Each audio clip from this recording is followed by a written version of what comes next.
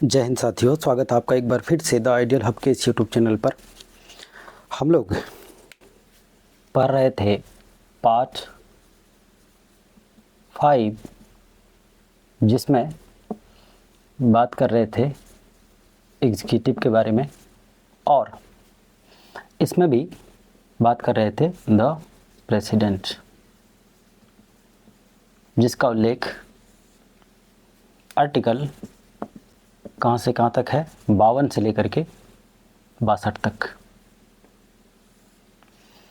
और इससे पिछले वीडियो लेक्चर में हम लोगों ने कुछ महत्वपूर्ण आर्टिकल्स पर चर्चाएं की, लेकिन आज विशेष रूप से जिन आर्टिकल पर हम लोगों को बात करनी है वो है आर्टिकल 55। आर्टिकल 55 का सीधा संबंध हमारे राष्ट्रपति के इलेक्शन प्रोसेस से है, यानी जो चुनाव की प्रक्रिया है, चुनाव की प्रक्रिया से है। और भारतीय राष्ट्रपति के चुनाव की प्रक्रिया बड़ा ही आसान है, लेकिन समझने पर, अगर समझ ना पाए तो बड़ा ही मुश्किल और पेचीदा है। मैं प्रयास करूंगा कि आपको बहुत ही आसान भाषा में और एकदम बिल्कुल सरल भाषा में समझाने का प्रयास करूंगा। आर्टिकल 55 में जो इलेक्शन प्रोसेस है, उसमें जो निर्वाचक मंडल होते हैं वो आर्टिकल 54 में मैंने बताया था कि इसमें कौन कौन होते हैं। एक तो लोकसभा और राज्यसभा दोनों के मेंबर होते हैं, लेकिन याद रहे इलेक्टेड होना चाहिए। और इसमें से जो चुनकर आते हैं वो कितने, तो 543 लोकसभा से और 233 राज्यसभा से, टोटल इसमें हो जाता है आपका 776 मेंबर। और फिर मैंने बताया था कि जो आपके स्टेट के एमएलए हैं और साथ ही साथ जो यूटीज़ हैं, यहाँ से कितने आते हैं, 4120। और जब इनको काउंट करते हैं तो ये कितना हो जाता है, 4896। और ये 4896 वोटर्स हैं, ये बात मैंने पिछले वीडियो में भी बताया था। इनकी जो वोट वैल्यू है, इसको फाइंड आउट करेंगे हम लोग, देखेंगे कि इसकी वोट वैल्यू कैसे निकाली जाती है। लेकिन राष्ट्रपति का जो चुनाव होता है, ध्यान रहे ये चुनाव कैसा होता है, इनडायरेक्ट होता है, क्योंकि इसमें भारत की जो जनता है वो प्रत्यक्ष रूप से इलेक्शन में भाग नहीं लेते हैं, निर्वाचन में भाग नहीं लेते हैं। भाग कौन लेते हैं, तो भाग लेते हैं उनके द्वारा चुने हुए जो प्रतिनिधि हैं। जैसे लोकसभा डायरेक्ट चुने जाते हैं, राज्यसभा एमएलए के द्वारा चुने जाते हैं, और एमएलए को डायरेक्ट जनता चुनती है। तो इन सब के माध्यम से क्या होता है, इनडायरेक्ट वे में, इनडायरेक्ट रूप से और single transferable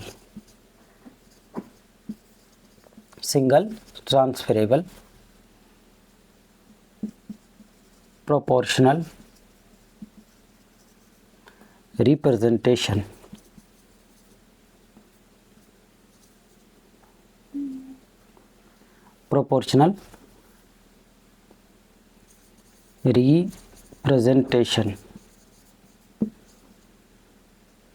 secret vote system, यानी एकल हस्तांतरणीय, ट्रांसफ़र का मतलब यानी एक व्यक्ति से दूसरे व्यक्ति को वोट ट्रांसफ़र होता है, और ये ट्रांसफ़र होगा कैसे, अभी हम लोग कुछ ही देर में जानेंगे। प्रोपोर्शनल रिप्रेजेंटेशन का मतलब होता है कि कोई भी राज्य, उसमें मौजूद जो जनसंख्या है और उसमें मौजूद जो प्रतिनिधि हैं, उनका लगभग अनुपात कैसा होना चाहिए, समान। और दूसरी बात कि वोट जो होगा तो कैसा होगा, वो सीक्रेट वोट होगा, यानी मतदान जो होगा तो वो गुप्त मतदान होगा। इसमें व्हिप जारी नहीं होगा। व्हिप जारी होने का मतलब क्या होता है कि जैसे कोई पार्टी है और किसी पार्टी को अगर किसी प्रपोज़ल में अगर वोट करना है, मशवरा देना है, तो ऐसे में क्या होता है कि डायरेक्ट आपको पार्टी की तरफ से अपना वोट जाहिर करना होता है कि मैं इसको रिप्रेजेंट कर रहा हूँ। लेकिन राष्ट्रपति के चुनाव में ऐसा कुछ नहीं होता है, सीक्रेट वे में आपको वोट करना है और जो वोट होगा वो एक बार फिर जान लें, वो इनडायरेक्ट होगा और कैसा होगा, एकल, संक्रमणीय या फिर हस्तांतरणीय।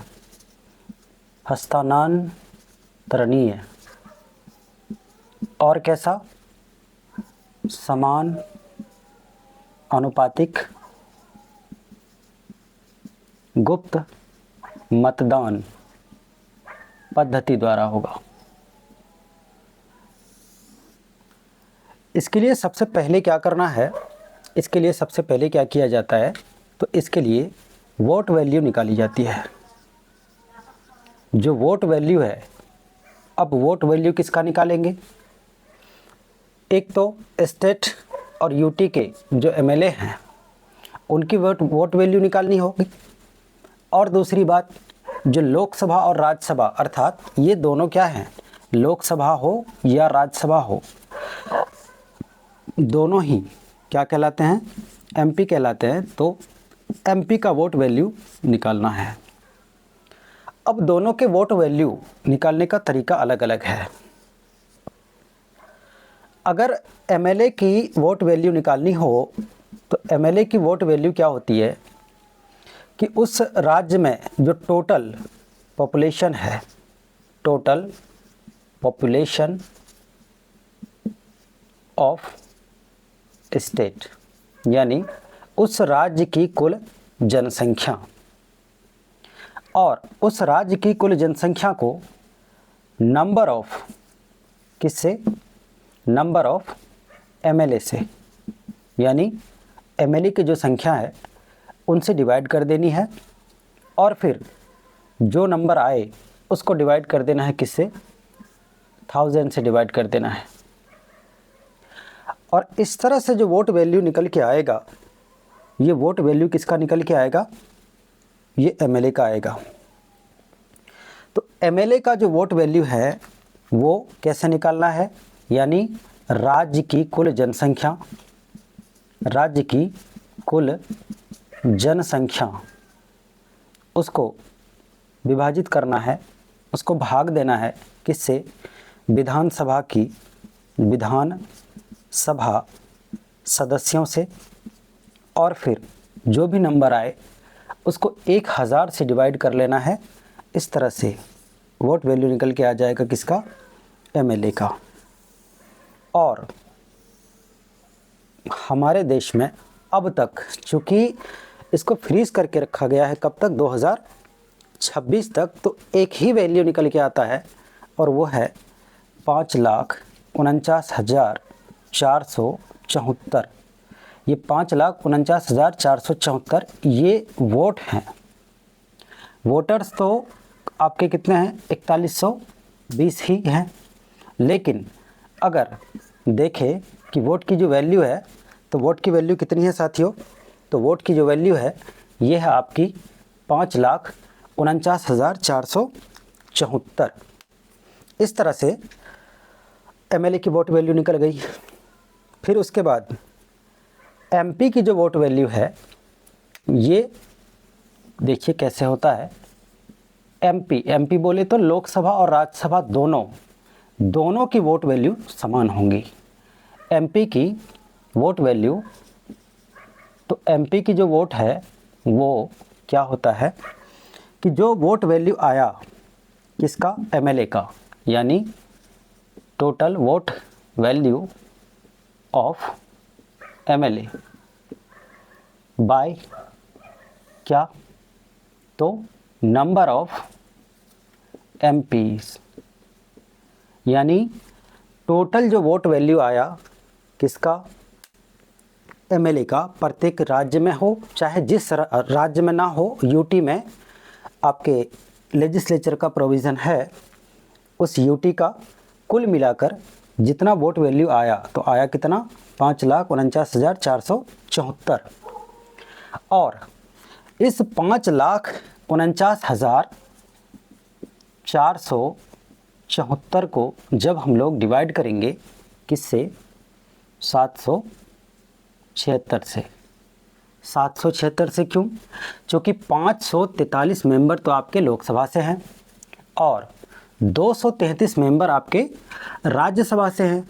टोटल मेंबर, जो टोटल इलेक्टेड मेंबर हैं, टोटल इलेक्टेड मेंबर्स की संख्या ये है आपकी 776। जब इसको डिवाइड करेंगे और डिवाइड करने के बाद जो आपका भागफल आएगा, उसको लेकर जब फिर आप इस संख्या से गुना करेंगे तो एग्जैक्ट वैल्यू इतना नहीं आएगा, वो आपका निकल के आता है। इसकी जो वोट वैल्यू है ये आपका 5,49,408, ये टोटल वोट एमपी का और ये टोटल वोट एमएलए का। लेकिन चूंकि इलेक्शन प्रोसेस समझने के लिए हमें एक सिंपल डाटा लेना है, ये डाटा मैंने आपको बता दिया ताकि आप याद रख सकें। लेकिन चूंकि इलेक्शन प्रोसेस को समझना इतने बड़े डाटा से बहुत ज़्यादा मुश्किल हो जाएगा, बहुत ज़्यादा कॉम्प्लिकेटेड हो जाएगा, क्योंकि मैं जानबूझकर यहाँ पे फर्स्ट राउंड की काउंटिंग में किसी को विजेता घोषित नहीं करवाऊँगा। मैं जानबूझ करके यहाँ पे क्या करूँगा, सेकेंड राउंड में लेके चलूँगा, ताकि आप ये समझ पाए कि जो भारत के राष्ट्रपति हैं वो उनका जो चुनाव है कितना जटिल है या फिर कितना आसान है।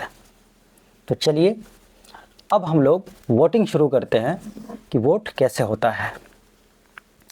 वोट के लिए एक बैलेट पेपर होता है साथियों। जो बैलेट पेपर है ये किस तरह से होता है, तो ये होता है आपका, जैसे मान लीजिए यहाँ पे क्या है, यहाँ पे है आपके कैंडिडेट और यहाँ पे क्या है, यहाँ पे वोट्स हैं।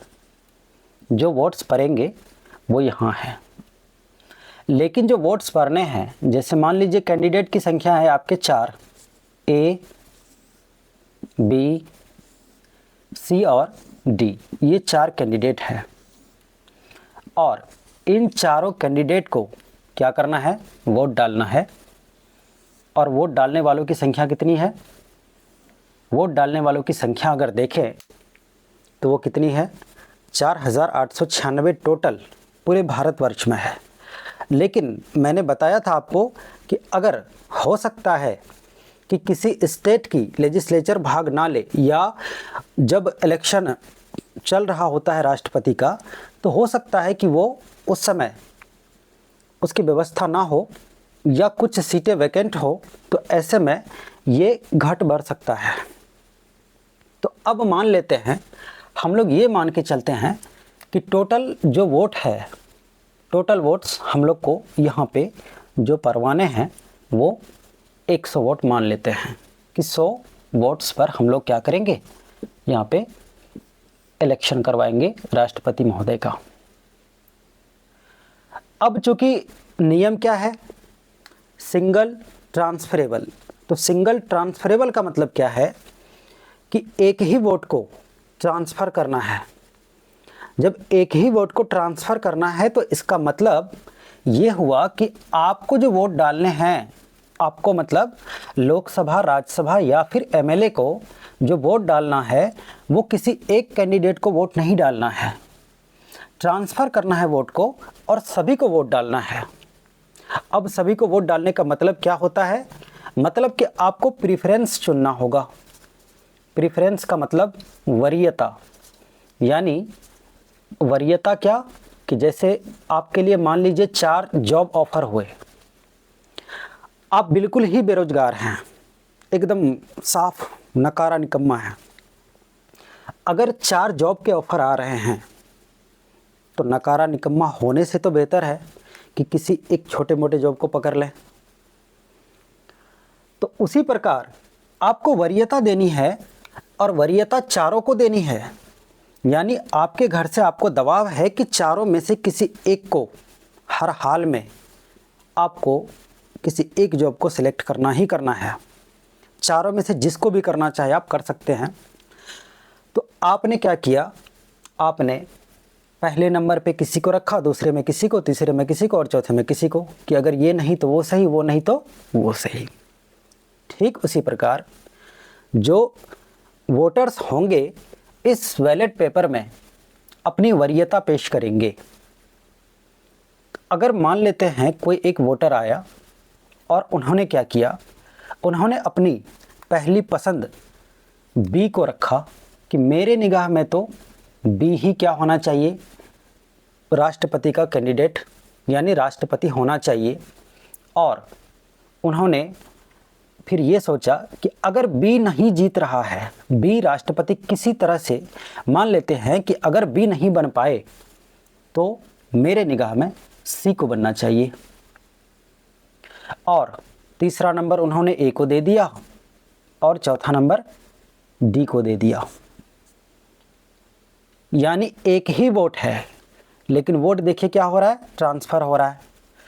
पहले नंबर में बी को माना, पहली वरीयता, पहला प्रेफरेंस किसको दिया, बी को, दूसरा प्रेफरेंस सी को, तीसरा ए को और चौथा डी को।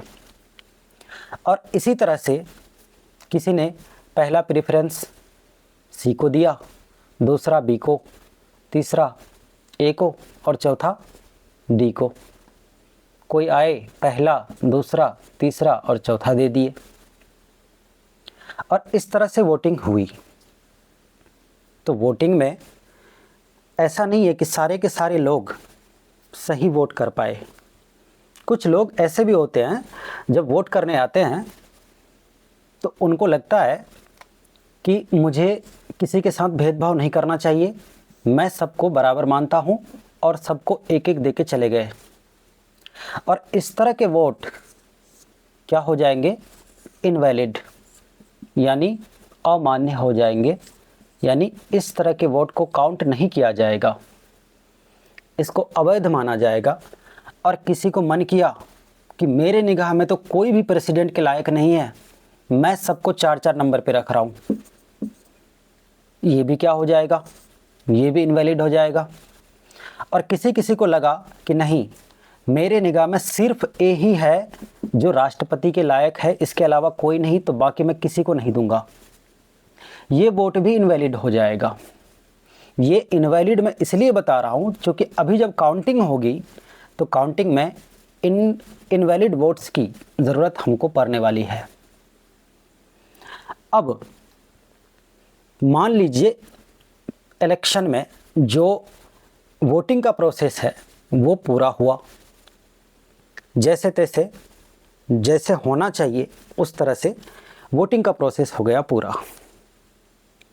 वोटिंग का प्रोसेस थोड़ा बहुत जटिल है, लेकिन उससे कहीं ज़्यादा जटिल है काउंटिंग का प्रोसेस। अब जो काउंटिंग होनी है तो काउंटिंग किस तरह से होनी है, देखिए। काउंटिंग 2 तरह से होती है। हमारे भारतीय संविधान के मुताबिक जो चुनाव पद्धति है वो चुनाव 2 तरीके से कंडक्ट होते हैं, एक तो डायरेक्ट और एक इनडायरेक्ट। तो जो डायरेक्ट होता है, डायरेक्ट इलेक्शन जो होता है, उसके लिए जो काउंटिंग का प्रोसेस होता है, वो काउंटिंग का प्रोसेस क्या होता है, फर्स्ट पास्ट द पोस्ट, यानी जो सबसे ज़्यादा मत प्राप्त किया वही क्या होगा, विजेता होगा। ये डायरेक्ट इलेक्शन में होते हैं। इस तरह के जो प्रोसेस होते हैं वो केवल और केवल डायरेक्ट इलेक्शंस में होते हैं।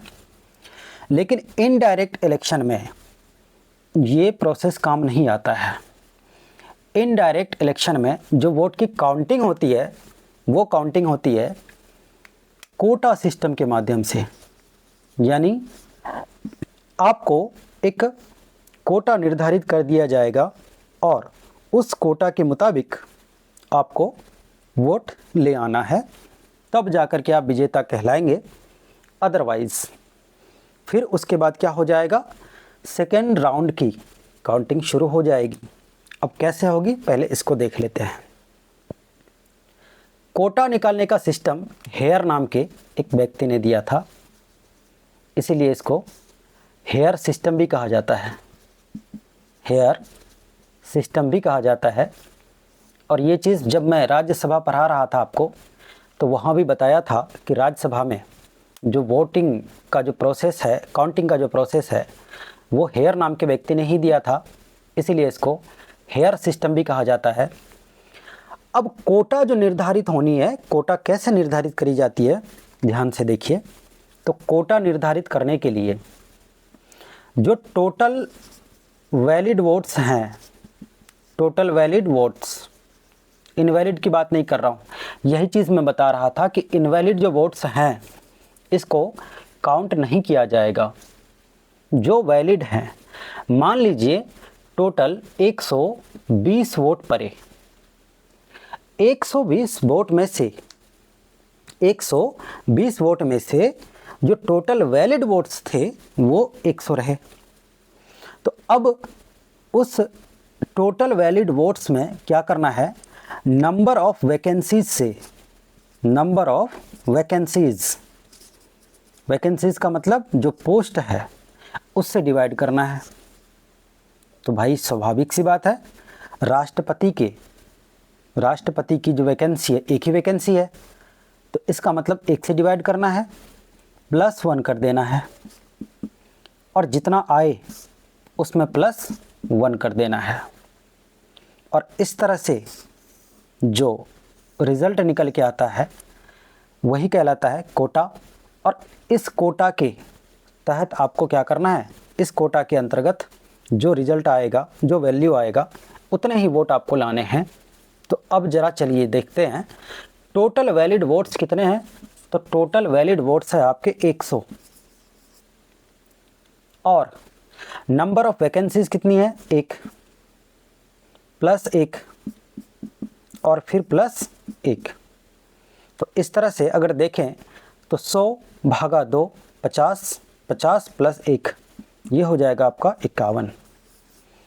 यानी 100 वोट्स अगर पड़े तो इन 100 वोट्स में जो भी कैंडिडेट कम से कम 51 वोट्स ले आए, ज़्यादा से ज़्यादा वो 100 के 100 भी ला सकते हैं, ज़्यादा से ज़्यादा वो जितना ले आए उससे मतलब नहीं है, लेकिन कम से कम उनको 51 वोट्स लाने होंगे। 51 वोट्स अगर लेकर आते हैं, क्योंकि 51 वोट्स 4 कैंडिडेट को मिल ही नहीं सकता, 51 2 को भी नहीं मिल सकता, 51 तो एक ही को मिलेगा क्योंकि 100 है।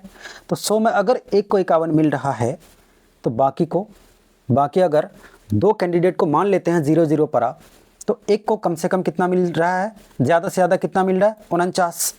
लेकिन कोटा सिस्टम के मुताबिक आपको लाने कितने हैं, 51 वोट्स लाने हैं।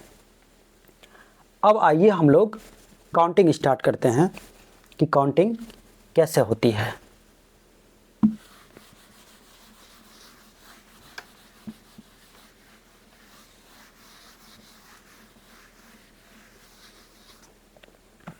चलिए, हमारे कैंडिडेट में कौन कौन थे, A, B, C और D। मैं प्रयास करूंगा कि सेकेंड राउंड में ही जीत घोषित करवा दूं, नहीं तो अगर थर्ड राउंड में जाने की नौबत आ गई तो दिमाग का तो दही होना तय है। अब मान लेते हैं कि A को 35 वोट पड़े, B को 40 वोट पड़े, तो कितने हो गए, 75। इसको मान लेते हैं 20 वोट पड़े, और इसको कितने वोट पड़े, चलिए इसको मान लेते हैं और 13 वोट पड़े, और फिर 40, 30, 70, 75, 85, 88, 12, इस तरह से चारों को वोट्स पड़े। अब ज़रा सोचिए, देखने में तो लग रहा है कि सबसे ज़्यादा वोट बी को पड़ा, तो विजेता कौन हो गया, बी।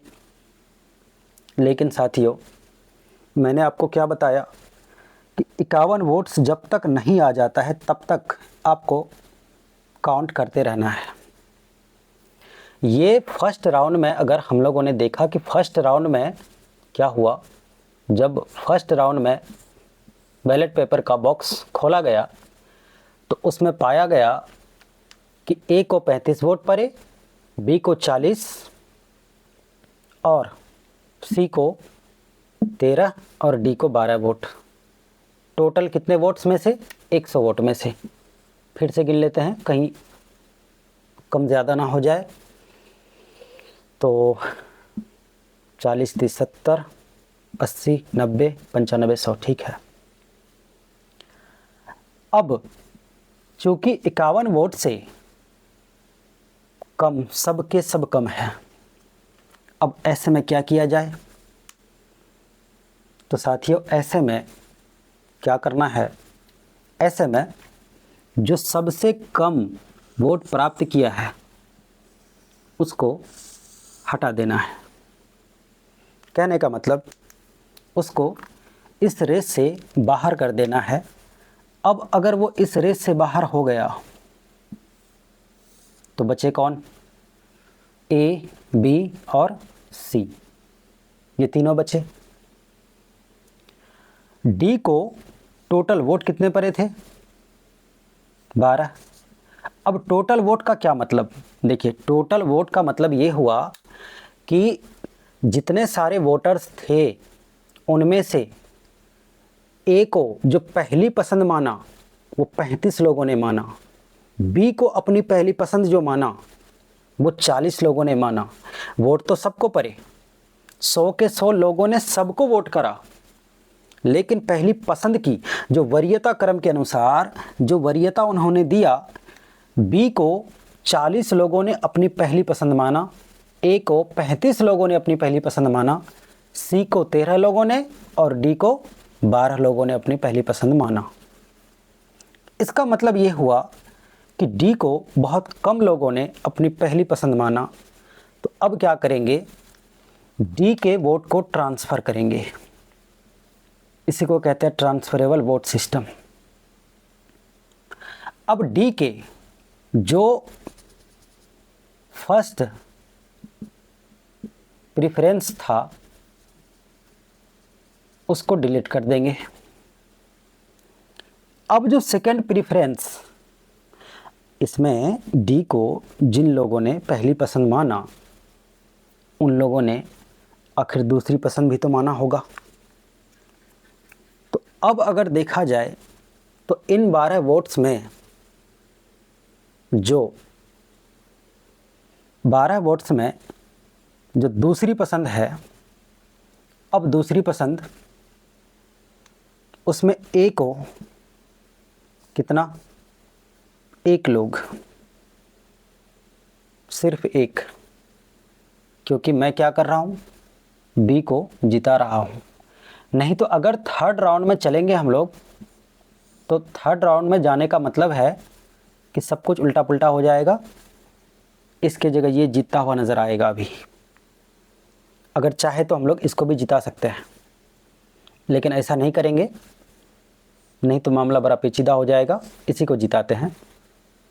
जो सेकंड प्रेफरेंस मिला था डी को, तो सेकंड प्रेफरेंस में, इसके पहले प्रेफरेंस में जो सेकंड प्रेफरेंस मिला उसमें ए को कितना मिला था, 1, इसमें 1 को ऐड कर दिया जाए। बी को मिला था 11 और सी को 1 भी लोगों ने दूसरे पसंद में नहीं रखा। अब जब नहीं रखा तो उसमें हम लोग क्या कर सकते हैं, कुछ नहीं कर सकते हैं, 3 नंबर में रखे होंगे, चौथे में रखे होंगे। अब साथियों, अब अगर देखें तो बी को जो पसंद किया, यानी सेकंड प्रेफरेंस में, दूसरी वरीयता में कितने लोगों ने, 11 लोगों ने, और सी को एक भी लोगों ने दूसरे नंबर पे नहीं रखा। और इस तरह से अब देखिए, दूसरे नंबर पे नहीं रखा तो ऐसा नहीं कि इसको वोट नहीं पड़ा, तीसरे नंबर पे रखे होंगे, चौथे में रखे होंगे। क्योंकि अगर मान लेते हैं यहाँ पे इस तरह से, अगर इसको मैंने 2 नंबर दिया तो मुझे इसको 1 नंबर, इसको 3 नंबर, इसको 4 नंबर देना होगा।